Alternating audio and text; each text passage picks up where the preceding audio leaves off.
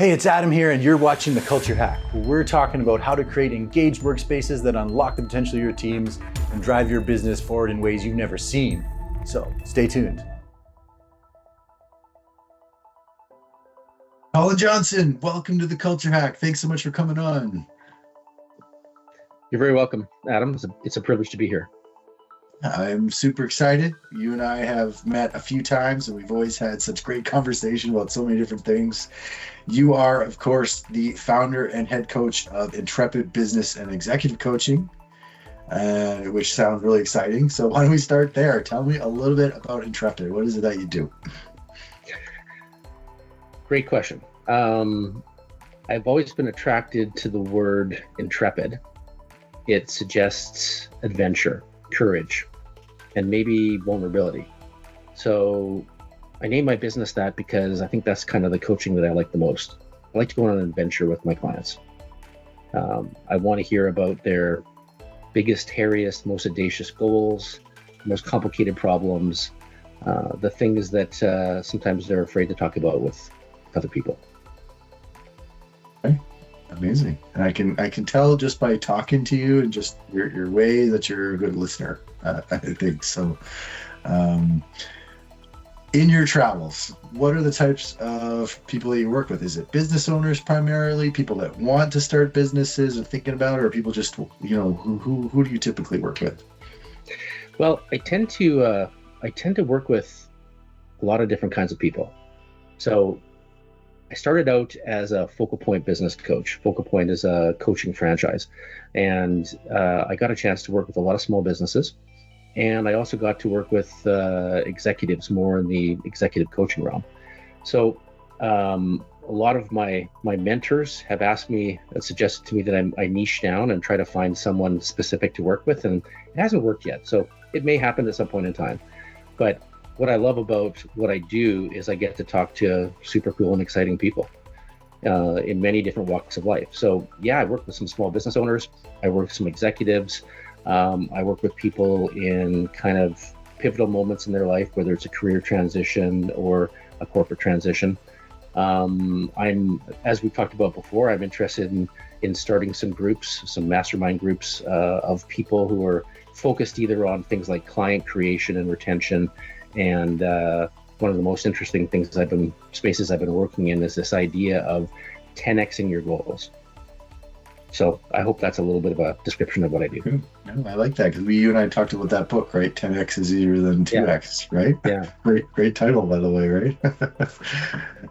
Okay, so we talk a lot about on the show about like culture and engagement and people and how they interact with their businesses, and especially small business, the business owner.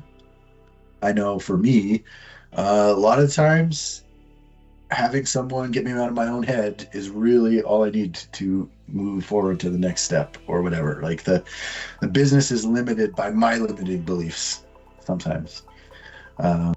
So when you're talking to your clients, is this something that comes up?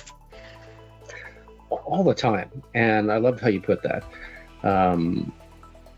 We always limit ourselves. We always get in the way of our greatest success, and we get in the way of being the best version of ourselves. So that's kind of where I come in. And I'm not a subject matter expert. I'm not a consultant. I'm not gonna come in and tell you how to run your business. I'm not going to, even propose. We could talk about profitability. Raising your gross revenue, lowering your costs, increasing your profitability. You can talk about those kinds of things. I'm more interested in the things that go on up here, like you said, limiting beliefs. Impossible goals, or goals and dreams that seem so impossible that sometimes there's a sense of failure even before the real fun stuff starts to happen, before you can really try to accomplish your goals. Well, what I really enjoyed about when we talked, right? Because sometimes you have this big, like you said, hairy, audacious goal, right? You're like, oh man, I want to do this crazy thing. And it almost feels fragile to say it out loud, as if it would like break if I said it, or someone might laugh at me or whatever, right? And then I talked to you, and we started talking about this stuff. And afterwards, you kind of made me feel like, oh, what if, You kind of just have a way of instilling sort of a confidence around this imagination.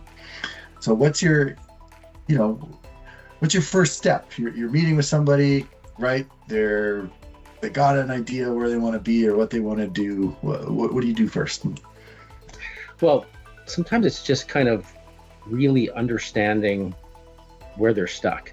When it comes to big, hairy, audacious goals, I'm attracted to them because I was that person who always had trouble setting and achieving goals. I couldn't find anything sticky. I couldn't find a methodology.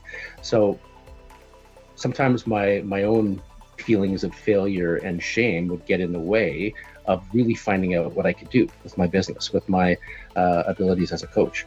So that kind of led me to try to develop a goal setting and achievement framework for people who'd failed at every other goal setting and achievement framework that they'd ever tried. So it was kind of approaching it from a position of vulnerability, and kind of working with my clients to say, okay, let's go through this together. You know, what's holding us back? What's holding you back? What's your biggest fear? And kind of working through the whole aspect of the fear of failure, the fear of success, any shame-related things that have happened in their past.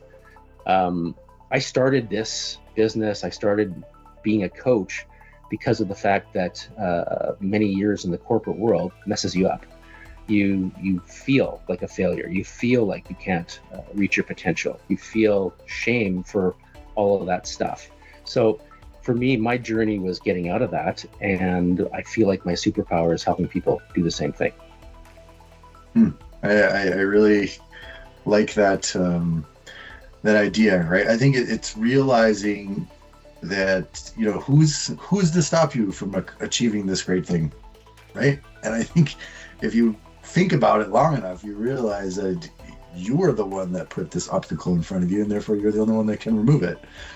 And you know, every time my business has leveled up in some fashion, whether we've grown, whether we've, you know, got that next client or whatever, it's because I've leveled up in some way and I've removed that obstacle or that thing, right? So now I don't feel weird about calling that you know, CEO of my dream client, just calling him up and trying to get a coffee, or I don't, you know, I'm willing to shoot for the stars a little faster, a little sooner, right?